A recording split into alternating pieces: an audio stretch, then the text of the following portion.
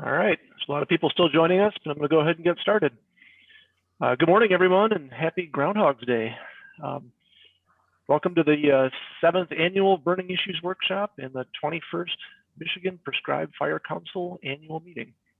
My name is Glenn Palmgren, and I'm a fire management specialist with the Michigan Department of Natural Resources and the current chair of the Michigan Prescribed Fire Council for the next 2 days anyway. And we're pleased to have everyone here in our first ever live virtual burning issues workshop. Normally we're face-to-face, and we really enjoy that kind of an atmosphere, but this time we're trying the virtual system, and it's really a bonus in a sense in that we have 320 participants that are registered for the conference this year, which blows our normal attendance numbers out of the water. So one advantage of virtual is that we can have more people from more areas participating. So welcome everyone. So I do want to take a minute to thank in advance all of our speakers and our panelists for today and for the rest of the next couple of days. I think you'll really enjoy a wide range of topics from our speakers and a top-notch group of experts in fire management and research. So also take a minute to recognize our organizing team. So our Burning Issues 2021 planning team has been working behind the scenes since last summer pretty much to put this together and to get everything going. We have representation from a wide range of organizations and a wide range of perspectives. So hopefully that will benefit everyone as well today. We'll take just a couple of minutes to go over some guidelines. I know there's a lot of text on the slide here, but just a few things to kind of be aware of as we go on today and the next couple of days. This is our first time holding the Burning Issues as a virtual event, as I mentioned. The only people with audio and video that'll be turned on will be the presenters, the moderators, and co-hosts. And we ask all others to disable your video, to shut it off, and also to mute your computer audio or your phone as you're calling in. So everybody stay on mute with video off, except the people presenting. And a key thing here, if you experience technical difficulties, try logging out and back in. That oftentimes will fix it. But also try sending an email to Jack McGowan-Stinsky. His email address is right there, or send a text to his phone number. So I encourage everyone right now, just jot down on a piece of paper that phone number on the screen, 989-287-1734. If you have any technical issues at all, any problems, just send a text to that number and he'll help you out. Also note that our presentations and our panels are being recorded and will be available on the Lake States Fire Science Consortium and the Michigan Prescribed Fire Council web pages after the workshop. So we will be using our pre-meeting questions. When everyone registered, you entered some questions in the fields. We are going to be using those to kind of guide our conversations today and through the rest of the next couple of days for our panel discussions. But we also encourage you to put questions in the chat box. So make sure to use the Zoom chat box, enter questions at any point in time. You're always welcome to do that, and we'll get to those as we can. Also, you can use the chat box for private conversations with other participants as well. You can send a private chat to individuals, so that functionality is there. Given the number of people we have, we're probably not going to be able to answer everybody's questions, all of everybody's questions during each panel or presentation due to time constraints and due to how many people we have, but just be patient and hopefully we'll pick some good questions for you from the ones that are submitted. Also note that an evaluation link is going to be provided in the chat box each day. So please take the opportunity to provide your feedback and recommendations so that we can continually improve this Burning Issues workshop. We take the evaluations from previous years and use them to help us this year, and we'll do the same this year to help us improve for next time. Our intent is to keep doing burning issues. Okay, just a quick overview of the agenda. This is today's agenda. Going to get through the welcome here in the next 5 minutes or so. We'll wrap that up. We're going to have a panel up first today, an hour-long panel on Wildland Fire COVID Compromises. And that'll be led by our moderator, Andy Vanderyacht. And all of our participants. We'll have a break from 10:10 until 10:20 Eastern Time. And then at 10:20, there'll be another presentation. Clark McCready will be joining us to talk about building and sustaining situational awareness. That'll be a 45-minute presentation. Then we'll have Morgan Varner join us to talk about prescribed fire science, management and science needs for fire-prone Great Lakes ecosystems. That'll be a 45-minute talk as well, and then we'll wrap things up right before noon, just in time for lunch. So that's our plan for today. Real quickly, just kind of entice you to join us for day 2 and day 3. Day 2 is all about fire history. So talking about kind of the climate and fire, talk about the paleo record, talk about peatland fire, a lot of different things related to fire in Michigan and the Great Lakes region. So that'll be 4 presentations and then a panel discussion tomorrow. And on day 3, it's going to be all about prescribed fire councils. So I'll be passing the chair to Andy, passing the torch to Andy to take on as the new chair for 2021. And we'll be hearing from 4 different prescribed fire councils outside of Michigan. Well, 3 individual councils and then 1 regional prescribed fire council, the Northeast group, kind of an introduction to that. And then we'll have a panel discussion on those as well before wrapping up around noon on Thursday. So that's kind of what everybody can expect. Go back to today's agenda again. So just a couple reminders. If you do need help with technical issues, please do contact Jack. Also try logging out back in. That can work quite well. And again, another reminder, please feel free to post questions in the chat box at any time during any panel or any presentation.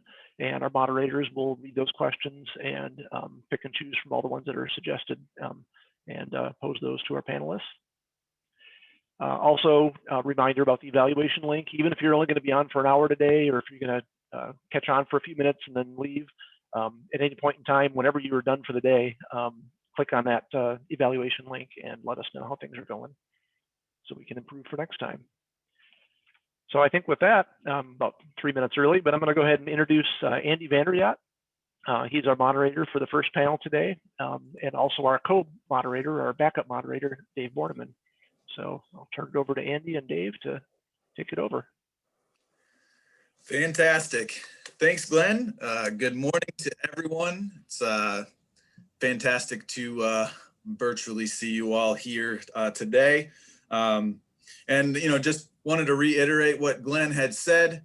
It kind of stinks that we can't all get together and, have this community of our Wildland Fire, assemble and discuss all of those things as we typically do this time of year. But I do think that, the 320 registrants is a pretty good positive side of the coin to think about, given all that's going on in the world. And, to have that kind of reach for our prescribed fire council is a pretty cool thing.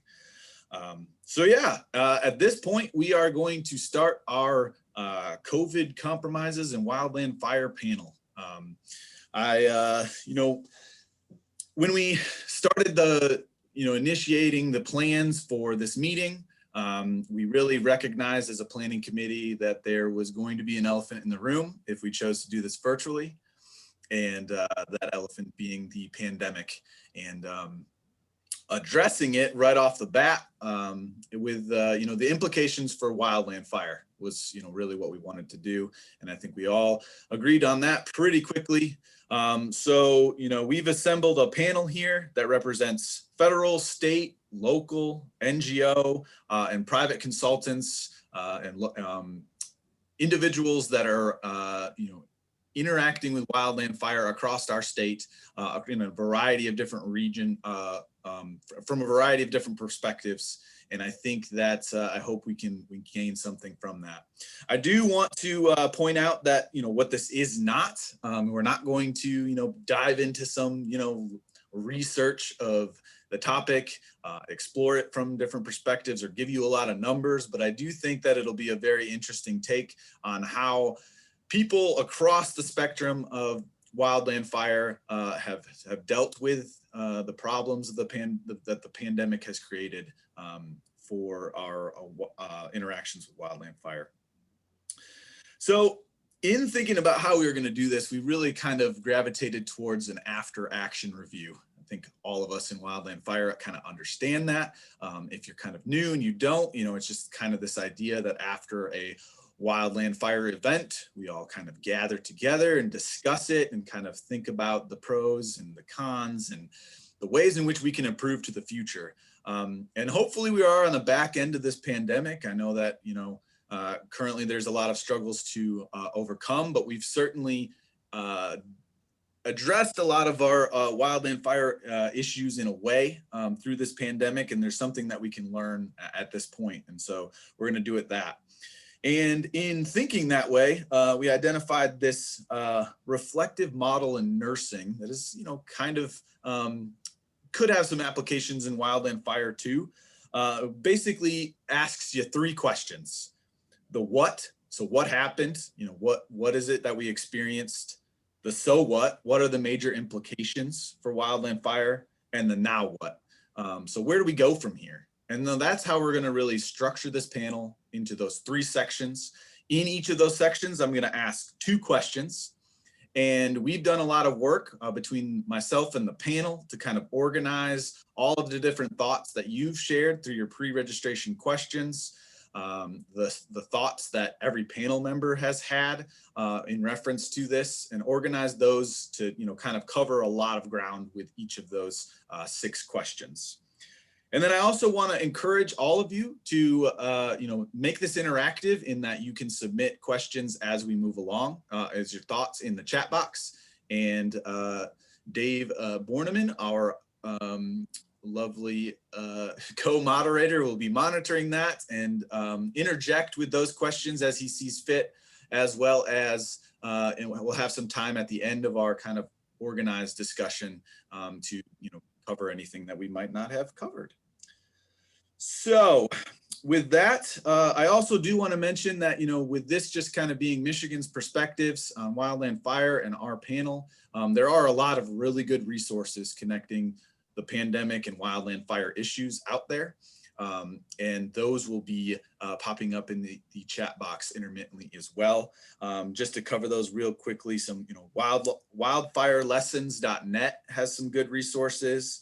The CDC and Wildland Fire Smoke, has some resources there. There is an upcoming webinar by the Southern Fire Exchange that is going to specifically cover prescribed fire and keeping fire on the ground during a pandemic. I think that'll be very interesting. But all of those will be popping up intermittently in the chat, and you can use those resources or at least jot them down for future reference. So with that, we'll get started with this COVID Compromises panel. So the first thing I'd like to do is introduce our panel.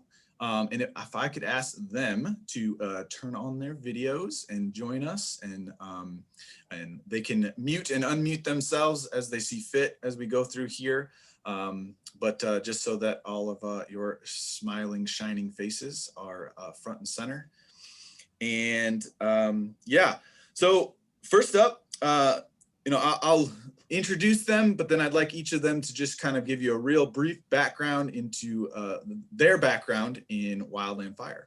So first up, Kevin Reese. He's a Deputy Fire Staff Officer with the U.S. Forest Service on the Huron-Manistee National Forest. Thanks for joining us, Kevin. Absolutely, thanks for having me. Good morning, Kevin Reese. Like Andy said, I work for the Huron-Manistee National Forest out of Cadillac as the Deputy Fire Staff. 21 years in fire with the U.S. Forest Service, 17 years in California, the rest of the time out in Michigan. Fantastic. That's some good experience to draw on here. Next up, Keith Murphy. He's a fire management specialist with the Michigan DNR. Good morning, Keith.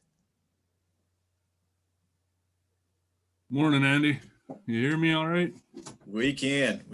All right. Yeah, Keith Murphy, fire management specialist for the Michigan DNR out of the Upper Peninsula, so out of Marquette. I'm going to be answering questions or talking about the DNR state perspective, and also maybe a little bit of national perspective on the Eastern area, IMT. We had, we dealt a lot with that this year, so I'll try and keep it to Michigan, but if there's any other questions nationally, I can try and bring that up too. With my experience, over 20 years full-time with the DNR, always stayed in Michigan. I have 3 seasons with the DNR before hiring on full time. So been around the DNR 23 years, and I had 1 season with the Ottawa National Forest.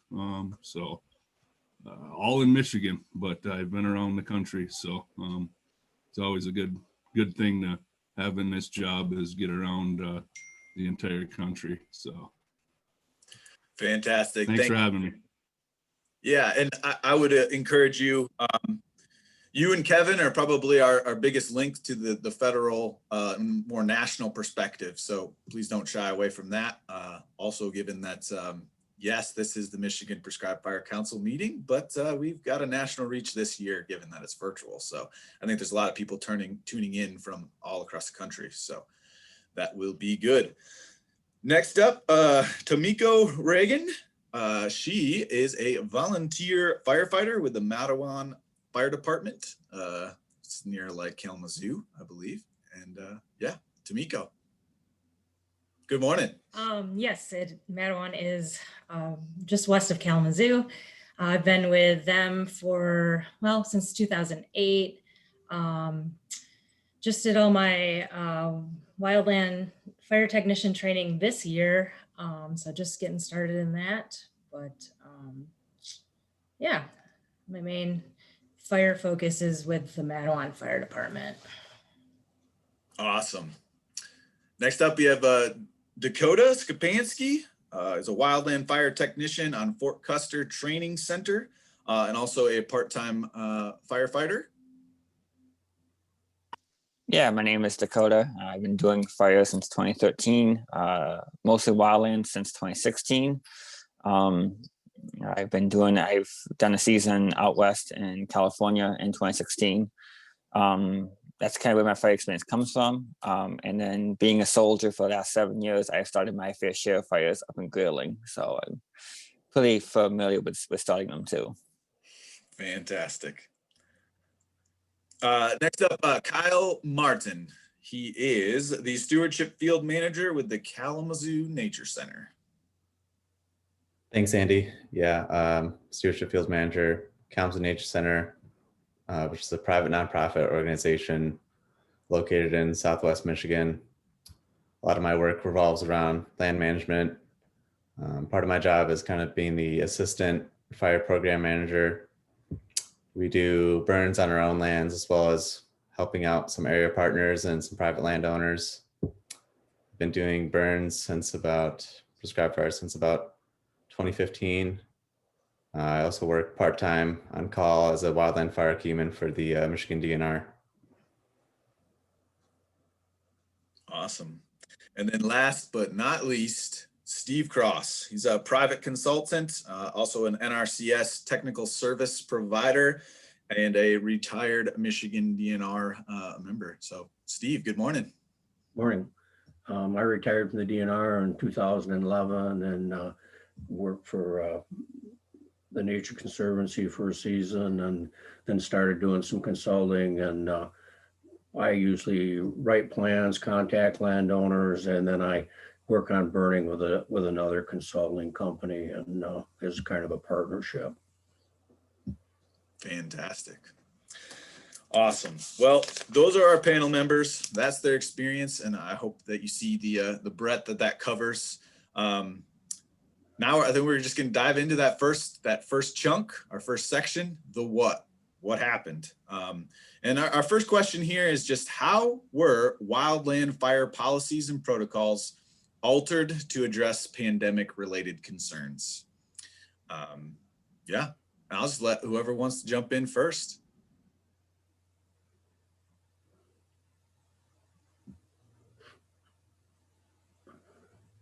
I guess I can hand this to Keith. Yeah. Our the stay-at-home orders were quite interesting for the state of Michigan. Plus the burn ban that we had going, yeah, there was just a ton of challenges right off the start.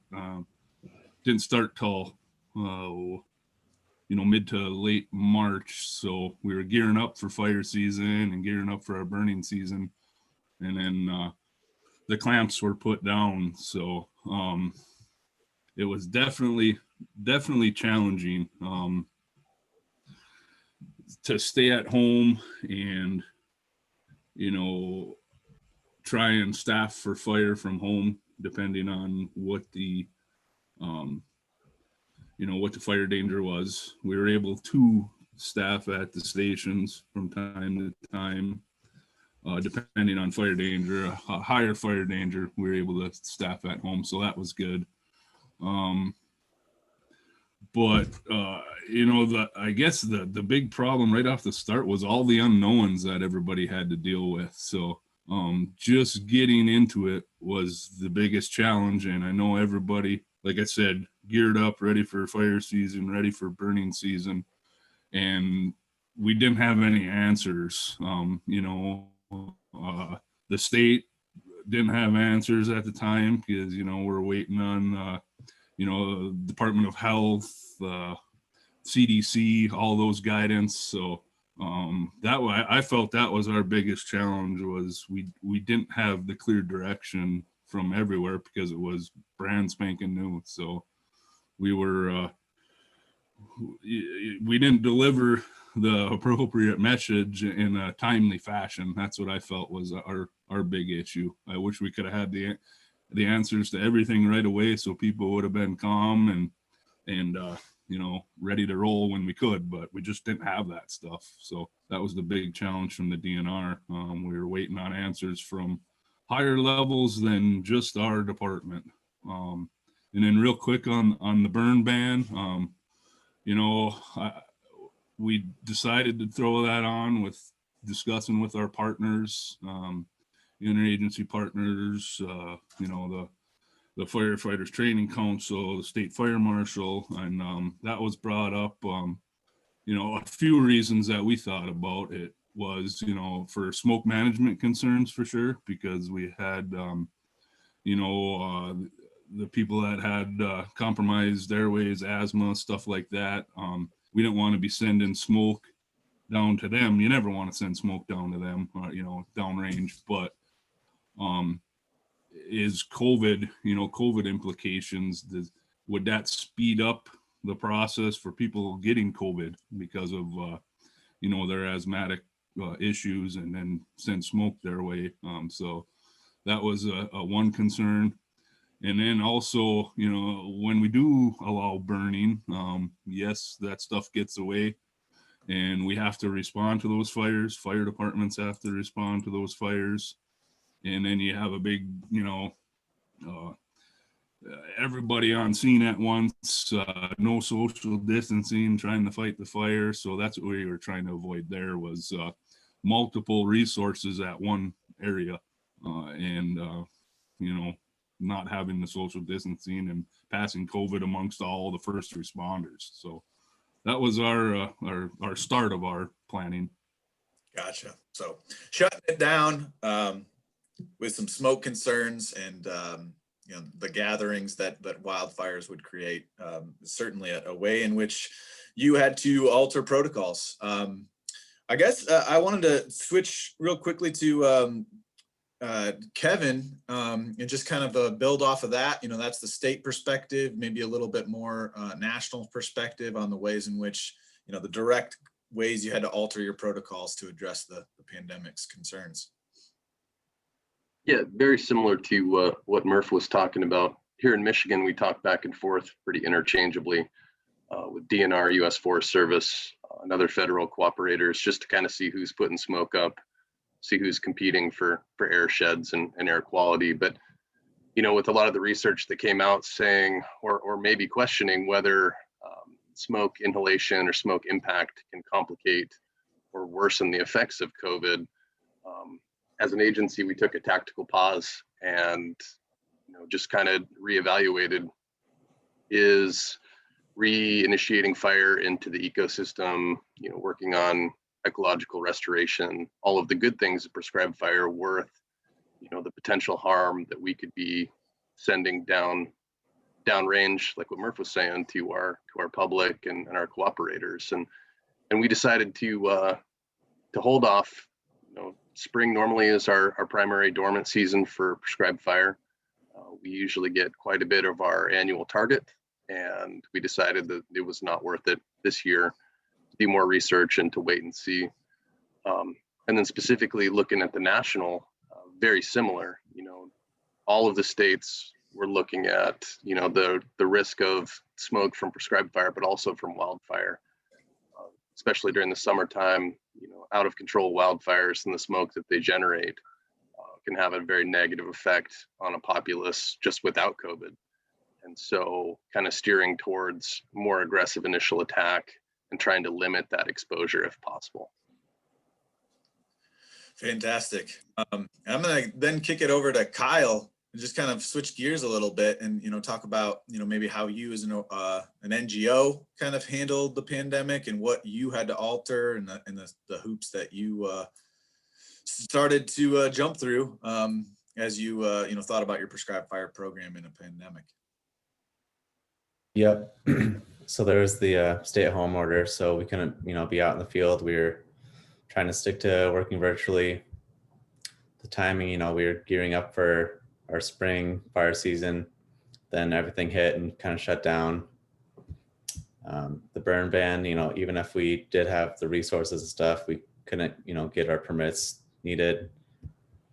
Once things did kind of start to open up, there's kind of limitations on gathering. So kind of with our resources, engines, all that stuff, it can be, I think the guidelines was no groups greater than 10 people outside at the time.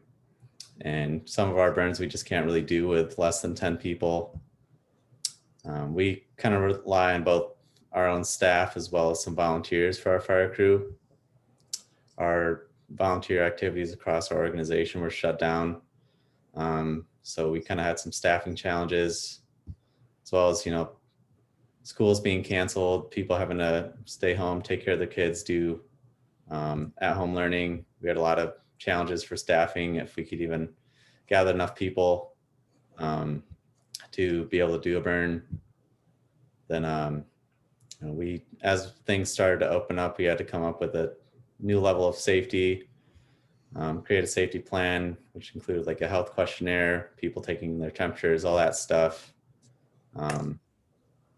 And we, had to submit a plan to our leadership and then get it approved by them, and insurance, all that stuff. So things just really got set back.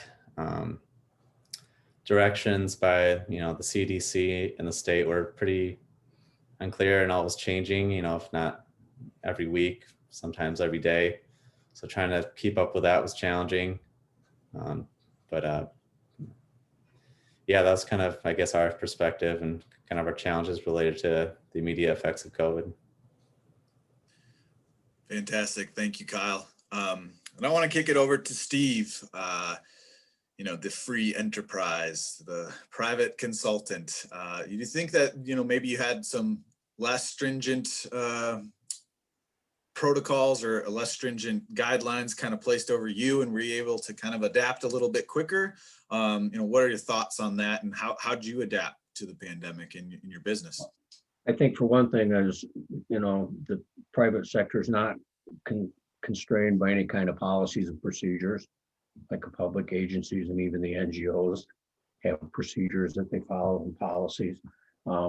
But we probably more pre-planning into it. We looking ahead, you'd see burn window, we check and make sure that the people that we use on the burn crew were all healthy and all available at that time. And we tried to work guys, the company I worked with, he works these guys in teams on these other types of projects, whether it's tree planting, stream restoration, brush cutting, and stump treatments.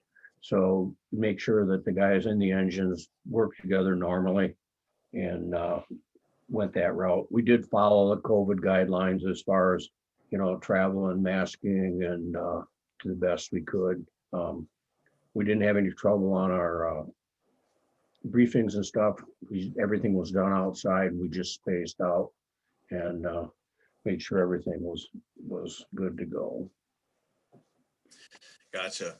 Yeah, so I think we're close to moving on here, but I did have, I want to get the local fire department perspective on this question, and then just ask you all real quick, just kind of which guidelines and whose guidelines really influenced you the most, and just like a real quick answer, CDC, NWCG, that kind of thing. But yeah, first the local fire department perspective. I'll start with Tomiko. I guess, just like your thoughts on how you guys really rolled with the punches and adapted within your agency to the pandemic. So we had to kind of learn from each other amongst all the fire departments in the area. There was one department who had been sharing equipment. One person was sick, kind of spread to quite a few of the other firefighters. So with that happening, we ended up going to everybody's wearing their own mask. As far as SCBA mask, went to masks on all medical calls. There was a code when dispatch called out a medical, there's a special code to know if the person that we're responding to was COVID positive, maybe take extra precautions there. Basically, we had to just trust each other to be smart enough not to come in. If you had symptoms, we're volunteers. If you have symptoms, stay home, get better, don't spread it to everyone. We were very lucky in that we haven't had any positives, so whatever we're doing was working. So. Awesome. And Dakota, specifically, I know that you've talked a little bit about the struggle and, Wildland Fire PPE. We all know what that is, but now it's got to be PPE for a very different kind of threat. And, I don't know if you wanted to discuss a little bit about that struggle and trying to find something that fit both. Yeah, so the struggle being wearing masks, specifically N95s. They clog up. Anybody who's ever worn an N95 or a filtered mask on any kind of wildland fire, they get clogged up with ash. They don't last long. I used to keep a couple in my line pack for those thick, heavy, ashy fires. So then they clog up. Well, then you got your surgical mask. They melt. You really don't want that melting to your face.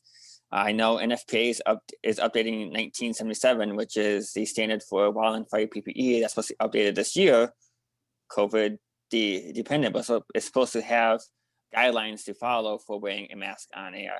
What kind of mask you should be wearing. That was a struggle that we faced. And even in the beginning, it was, how are we going to handle this? We had an increase in illegal burns, just being people burning during the burn ban. And we didn't respond to them because we didn't know how to address this situation of wearing masks and riding an engine together. Yeah, okay, you wear a mask going to a medical, or wear a mask going to an auto accident, but when you're going to like a structure fire, you take that mask off so you can put on your gear and your equipment. So now you're just exposing every single person. And then you get to, let's say, a brush fire or even a wildland fire. We all know it gets hot. It gets extremely hot. I don't wear my gloves all the time because it gets hot. So now we're putting a mask over our face, just now restricting, it's just restricting your ability to cool off your skin. So I'd be very surprised to see what the solution is. I know there's smoke masks out there. That's just a Nomex mask that have been around for a long time now. I would dare say that's a quick, fast, and an easy solution for most people. But as far as structural departments go, it's just been you're on your own. I know Kalamazoo County was very proactive in protecting the families of firefighters to open up a lot of the county parks, so closing down the county parks, but opening it up to those firefighters. So if they felt like they were exposed, they could go pitch their tent on those camps for free.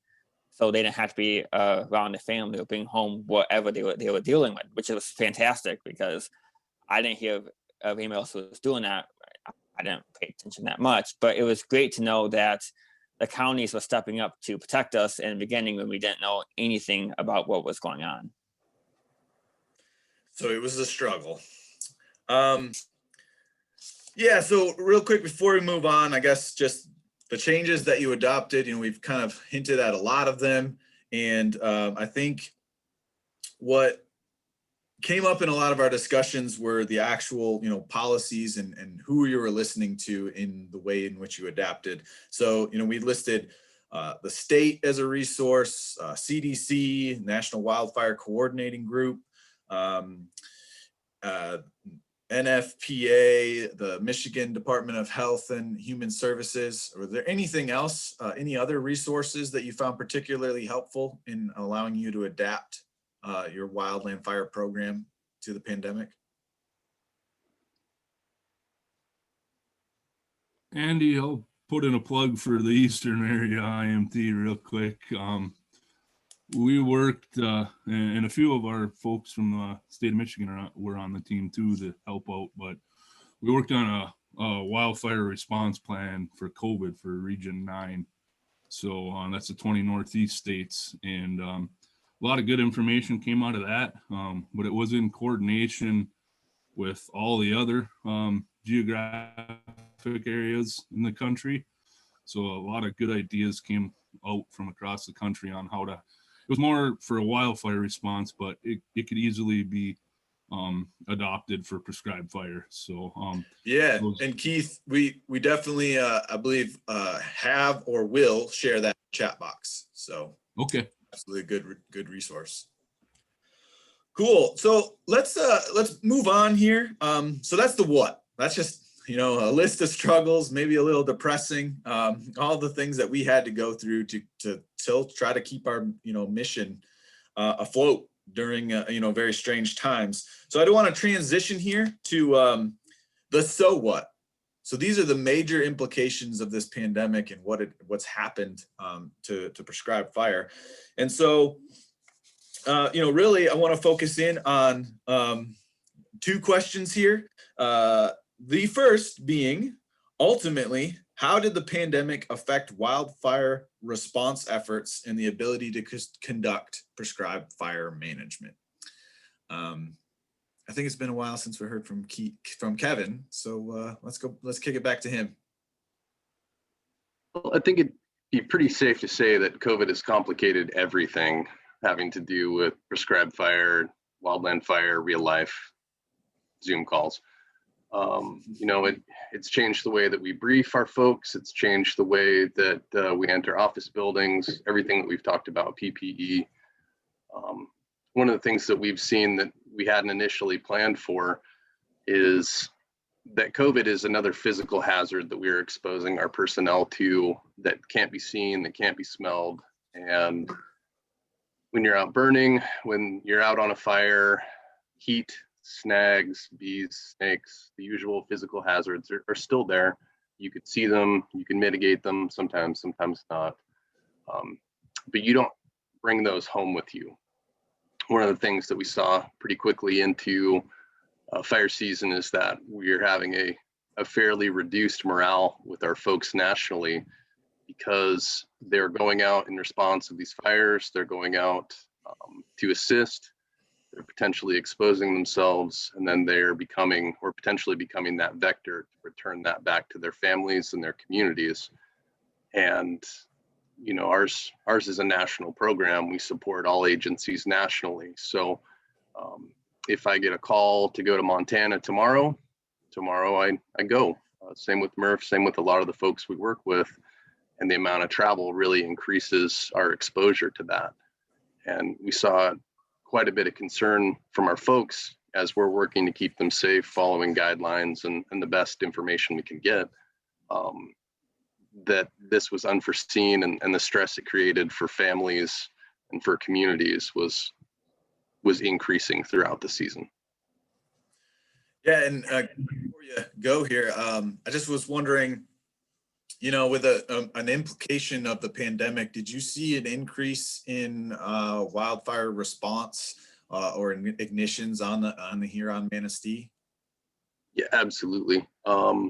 Initially with the burn ban and with the stay-at-home order, our numbers were down March and April, which normally is fairly busy for us. And eventually, with the number of people that were out with the stay-at-home order, instead of sitting inside, people went out and utilized their public lands, which is great. But with that, we saw an uptick of folks that weren't normally in the woods, weren't normally out and about, didn't have as much awareness of fire and fire safety. And we did see an uptick in the number of initial attacks that we responded to. And what Murph was talking about, what the group's been talking about as far as reducing that exposure of responders, trying to be as aggressive as possible with that initial attack to knock it down and keep it small, so that we reduce the folks on the ground, reduce the number of responding resources, and reduce the time in that environment.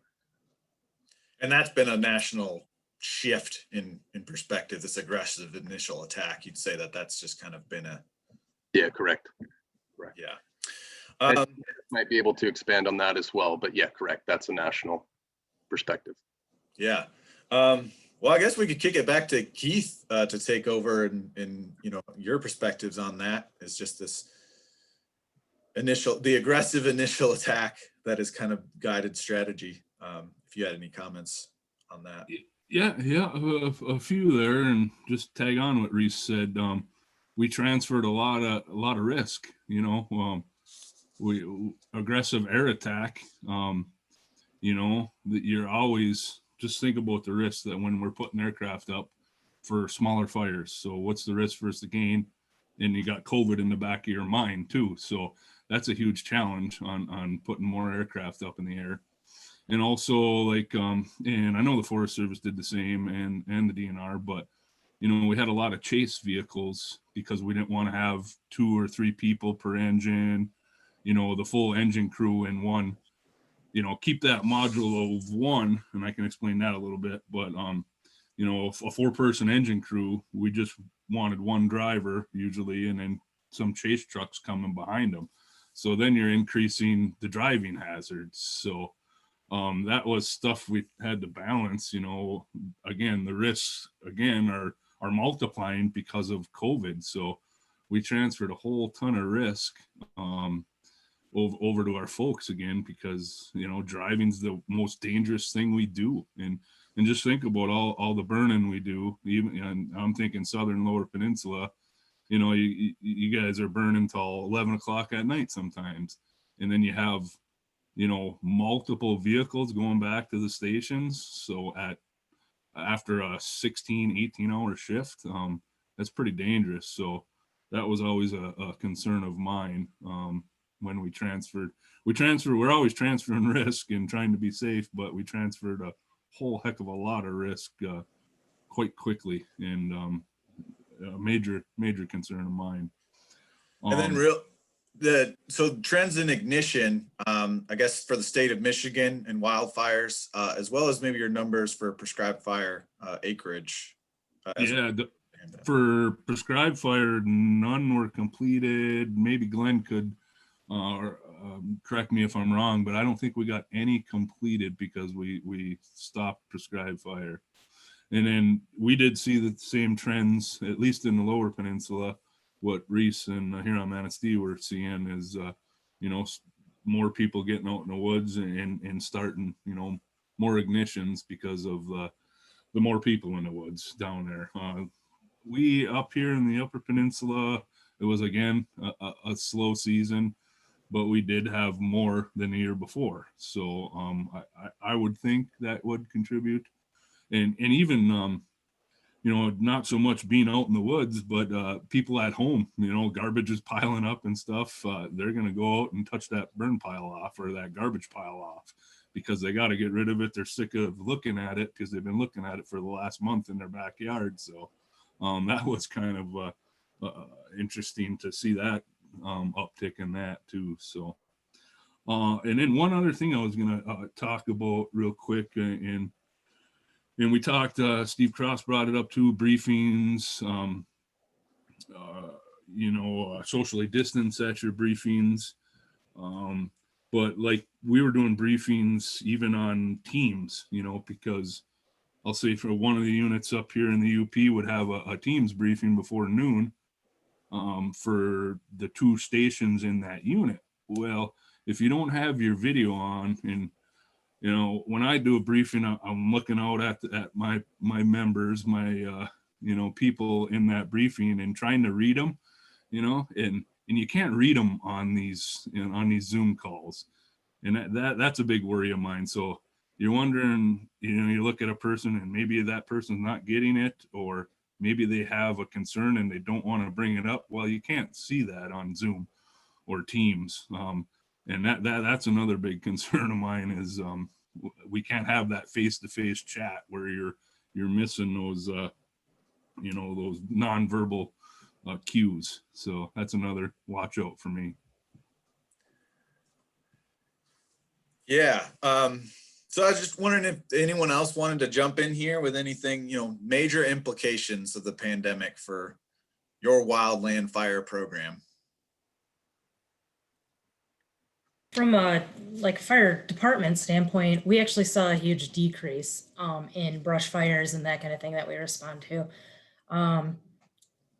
Mattawan is by no means a city, but it is a little more urban than, the UP and that kind of stuff. So I think we had more, if somebody did go to burn their garbage and that kind of thing, their neighbors are tattling on them.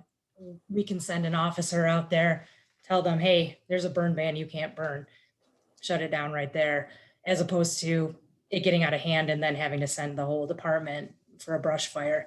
So we saw a significant decrease in brush fires and that kind of thing this year. The tattletale effect. Yeah. So Dakota, do you have something you want to add? Yeah, I know first the amount of illegal burns, which is the whole tattletaling, went up. And the city that I'm in, not only it was a burn ban, but you have no place to put your garbage because the city rules say you can't keep garbage outside. It has to be stored somewhere. They can't see it. Well, now you're putting it in the garages. Now it's doubling that structural fire hazard. So it was one of those things that when we did get those illegal burns, it was one of those, do we just let it be so we can lower the risk of the structure fire side of it, because that's what was going to happen. But then when we did get those brush fires, it was very aggressive because there was a fear in the very beginning that the DNR was not going to respond. So a normal pre-COVID response would be you sent one brush truck and those two people and maybe the chief would handle the fire, maybe one more engine for water, maybe. But then it turned into a minimum response was 2 people in a brush truck, 4 people on an engine, plus the chief. And you hit it with everything that you had. And we took a very unsafe approach to it because of the whole COVID and social distancing. And the mindset was everything that we're doing is trying to kill us, whether it be structural firefighting, fire trying to kill us, or auto accidents, distracted drivers, they're going to hit us. What's one more thing? That's kind of how we took the approach to it. Yeah, real quick, last thing I want to cover here is, so I know that Kyle had mentioned, this kind of new, we pushed the burn season back a little bit, and then a lot of your burns are occurring on military lands there at Fort Custer, and this new, the activity of that military base during the season, you used to be able to fit in the prescribed burns before they kind of got active. I don't know if you wanted to expand on that thought at any. Yeah, being that the worst part of COVID kind of hit in the spring, that kind of forced us as well as other places to kind of look to expand our burn season window. So we were a little bit more motivated to try and do some summer burns. We only ended up doing 1 burn last year, which was at Fort Custer Training Center. That was in July, I believe.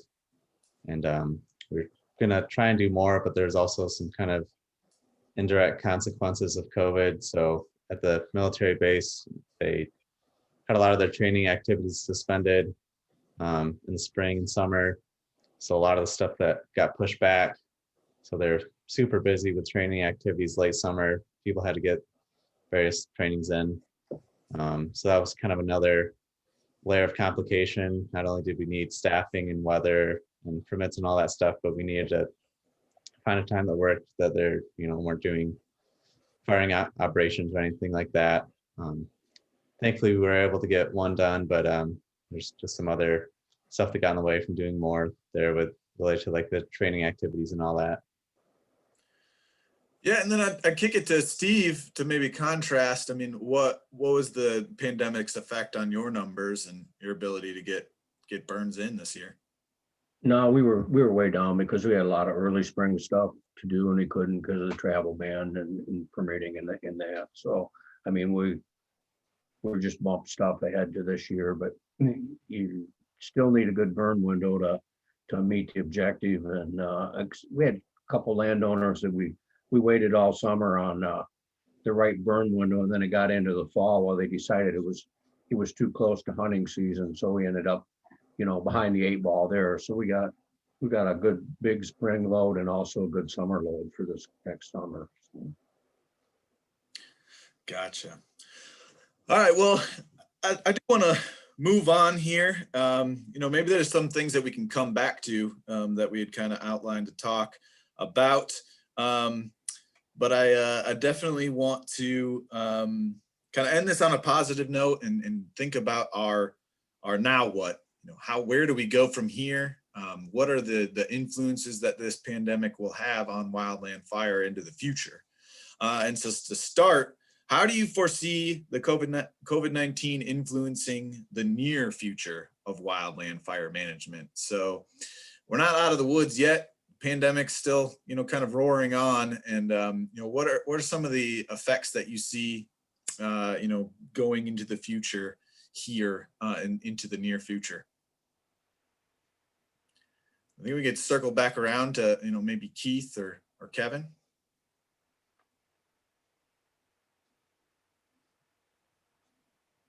I'll jump on that one.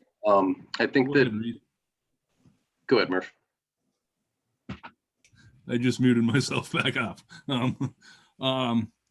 What I think, this is maybe not what you're looking at for Andy, but overall health of our firefighters.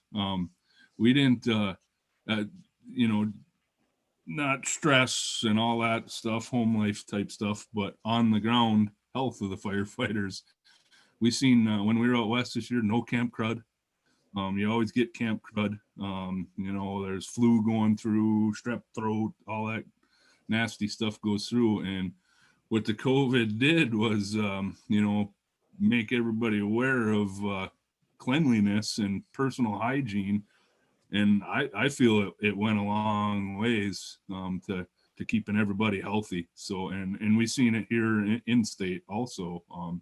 So that's one positive I think that came out of this, that if people weren't washing their hands before, they are now, thank God. So Keith, did you have any, or do you know if COVID rates were any higher in fire camps, or was your fire camps this year? The ones that I was national at, population? Yeah, the ones that I was at, we always had something with COVID. But it wasn't a mass breakout. I know other areas did have some, other incidents did have some. So there was some breakouts on certain incidents, but the ones I was on, and then all our state folks in state, very minimal, if any. And the one thing I can pass on too is, even if somebody, comes to you with a fever or something, everybody shouldn't panic. It might not be COVID. They learned a lot this year. A lot of heat-related illnesses mimic COVID. So, that person could come into the medical tent or could come to you as the IC or the burn boss and just have heat-related illness instead of COVID. So, just got to remember not to panic and go through the proper protocols, isolate the folks and that stuff. But it might not be COVID, so people just know your protocols and take it one step at a time. Don't panic and shut everything down because where all 50 people are going to get COVID. You don't want to do that because it might not be COVID. That was one incident out west that we had to isolate folks, and both they tested twice, and they both tested negatives, or the 2 times they tested were both negative. We could get them back on the line, so they just probably had heat-related illness. So that was one thing that came out of it for me. Andy, I want to jump in. Co-conspirator wants to. This is Dave Borneman taking a question from the chat box.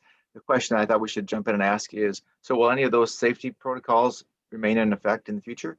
If it had a positive impact this year, do you think that they will keep some of those around next year? Kevin, I think you look interested. Absolutely. It seems pretty straightforward saying that out loud, but I think this season really made us focus on what we're exposing our folks to. And like what Murph was saying, the number of camps and just the usual kind of crud, human to human stuff that goes around.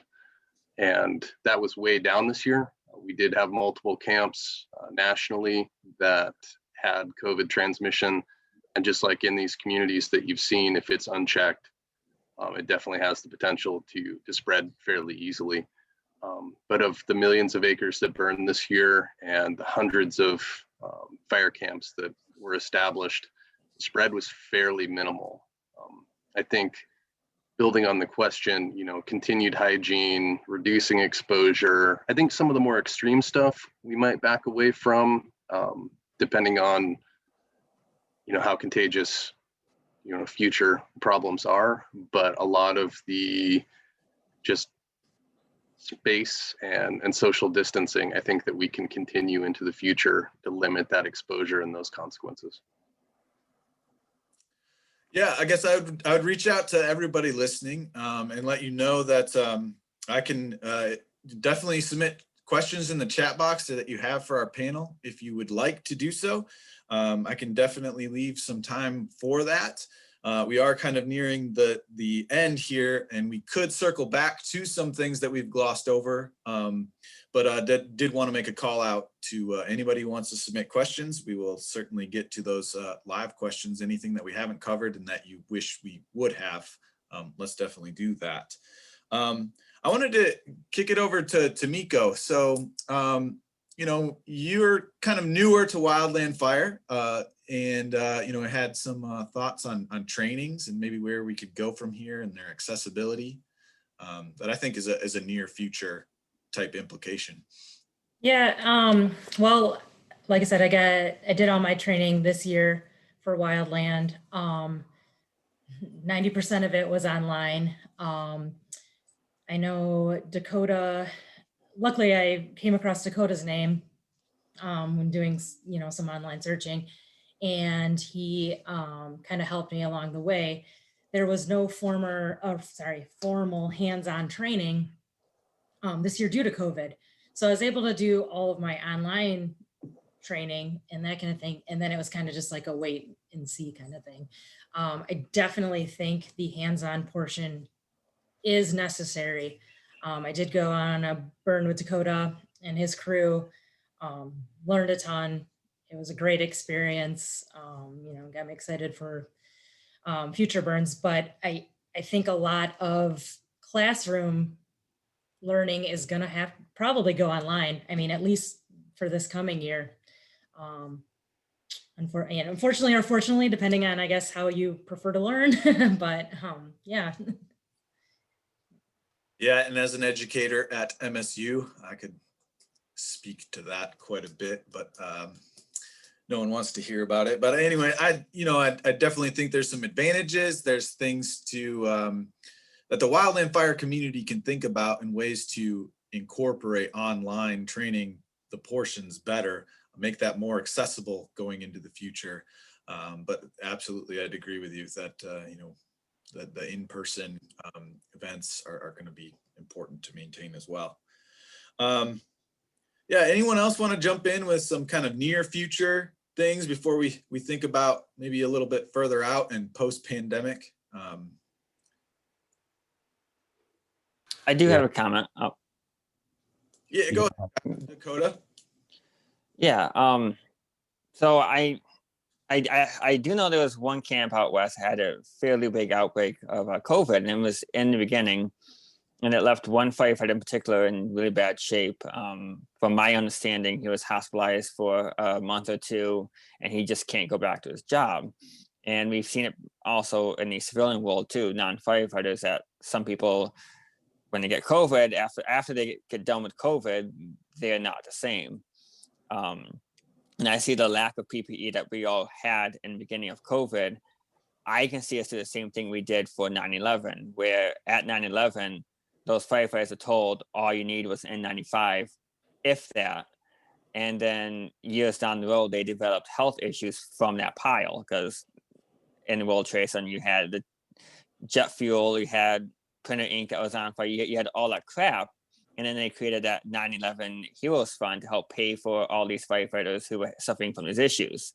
So I can see possibly down the road that these wildland firefighters who've gotten COVID and who are now suffering these long-term effects, that might possibly, we might have some funding coming from the government saying, hey, you're not having these issues. Both contractors, because contractors do make up most of the wildland firefighters here in the US, and then on the state and federal side saying, doesn't matter where you come from, if you had COVID during the season, we can help you out, because it's going to change how you go about your life now. I would say from like a firefighter perspective too on that, along those lines, I was shocked at the fact that you guys don't, when I was training and stuff, you don't wear, we wear CBAs for pretty much, any smoke, hazmat, that kind of thing. There was no respirator that you were required to wear. That kind of shocked me. Yeah, I know Kyle wanted to jump in, but I do think that's a really incredibly important point, that you're shocked by it, and I think that this pandemic will perhaps get the wildland fire community thinking differently about smoke impacts, given that the pandemic. Kyle, I know you wanted to say something. Yeah, going off the training stuff, there's definitely more limited training opportunities. Now we're trying to do some more internal trainings for our people. We've had kind of some turnover, so doing, going over the pumps and kind of operation stuff, as well as some people working on the online modules and trainings that they can. And even for the prescribed fire council, we're kind of still trying to evaluate how do we pull off our S130, S190 field day this spring safely, like we've done most years in the past. So training's definitely complicated a lot, but there still are thankfully some opportunities out there to be trained and all that. Awesome. Well, with the time that we have left, I did want to get to our last question here. I think it's the most important, and I really think it's this forward-looking, the bright side of things. Did the benefits of some of the implemented changes extend beyond COVID-19 mitigation? So that is, as a result of the pandemic-induced changes that your agency put into place, do you see some of them continuing into the future for other reasons? And I think that this is a really interesting question. I know that we had a lot of good thoughts on it, and wanted to allow us to, kind of discuss that and bring some of that forward and think about, the positive effects of this pandemic in the wildland fire community moving forward. Anyone have any things that jump off the page at you? Yeah, Kevin. We definitely used more, advanced technology to try and minimize exposure and commitment for our folks. We've seen an increased use of drones, aerial observation, both for scouting, both for just kind of general situational awareness, but we're also utilizing them for ignitions as well. They aren't or don't have the capabilities of a helicopter or aviation for large scale ignition, but we have utilized them nationally, and a couple of spots in Michigan, I'm told, to utilize that as an option, just to decrease exposure and to use technology when appropriate for the betterment of our operations. And real quick, in the this upcoming season, Kevin, do you think that prescribed fire season up on the Huron Manistee will progress? Will you be implementing it, or there'll be another? I believe so. Again, there's an awful lot of factors that are attached to that, and it has to cross a couple of desks. But you know, we looked at a lot of the acres that we did not implement on last year, and are planning on, if we get the chance, grabbing those. We have seen again the air quality issues that we talked about earlier. If we do put smoke up in the air, it's going to be most bang for our buck. It's going to be the larger units on better days. Not to say that we try to burn on bad days, but we have an awful lot of kind of moderate to okay air quality days as far as lift and dispersion. And we've had good results with that. Whereas, you know, with COVID and, you know, potential exposure, maximizing more of the really good lift, really good dispersion days, and trying to bang out big acres for that. So we usually average about 20 to 25,000 a year for prescribed fire acres, depending on the season and how it goes. Looking to grab that, if not a little bit more this year. Wanted to ask you, Steve, from a private consulting perspective, was there any changes that you implemented that you think maybe you'll continue into the future? I've always kind of advised people, you know, I ask them, are you really sure you want to burn? And I did that more and more on the calls I had this last spring. And I actually had a couple of clients that went ahead and did disking on warm season grass fields instead of burning them. And I don't know whether they were happy or not. They never got back with me, but most of the folks put it off because they feel they want to burn. They feel they're going to get the best results of what they're looking for through burning. So these alternatives to prescribed fire will become more important and more utilized. Right. It's, you know, I could see that in the future. I mean, just as smoke becomes more and more of an issue, you know, in relation to climate change and everything else, I can see more landowners, you know, let's say, be forced almost to adjust what their treatments are to meet the objectives on what they see for a site. And it's going to be interesting in the next 10 years. So that's a good lead into a question that was asked about if people saw practitioners, land managers switching to other techniques besides fire. Did you see other people using different techniques to meet fuel or management objectives? We definitely utilize mechanical treatment quite a bit more because of that. Both mastication, chainsaws, chipping, all of that. It is a little bit more costly, and you will see, I'm sure, with our contract folks as well, that the hours it takes to meet the same objective, the price is going to go up. But we are able to still move forward with at least treating hazard fuels on days that aren't appropriate for burning. Maybe Keith, if you had anything from the state perspective on that question, just the DNR's plans to maybe play catch up here over the next couple of seasons, and both, you know, with a prescribed fire perspective, but also the alternatives that you could potentially use. Yeah, kind of just reiterating what Reese said, and even Steve Cross on that.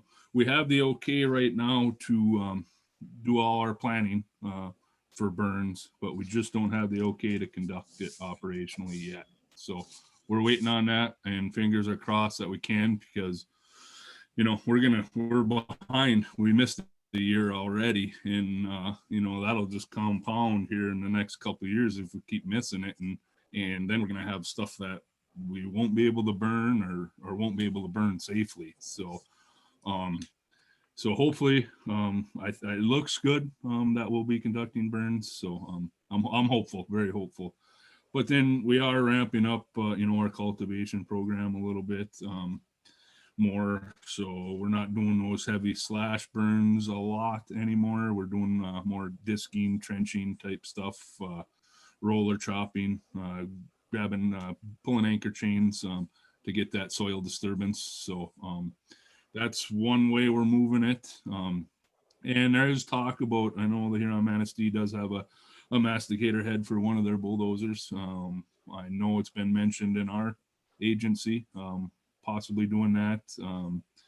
And we're doing some grant work with some fuel breaks. And in those grants, we can write in mechanical treatments. So just in case we can't be doing burning. So we will have that option. So yeah, we are thinking that route for sure. Still would like to be doing the burning first for good reasons, you know, ecosystem reasons, plus even training reasons. So yeah, we are lots of options on the table we're looking at.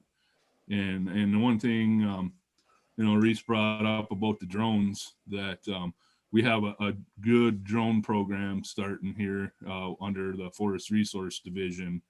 And, you know, we're trying to be a leader in the Great Lakes region for state agencies and federal agencies for drone program. And I think it's going to go very well with we do have an igneous platform on one of our drones, so we can do PSD operations or ping pong ignition operations. So we're just getting trained on that though. So that's still in motion, but so we're looking at the technology for sure to try and stay abreast on that stuff. Awesome.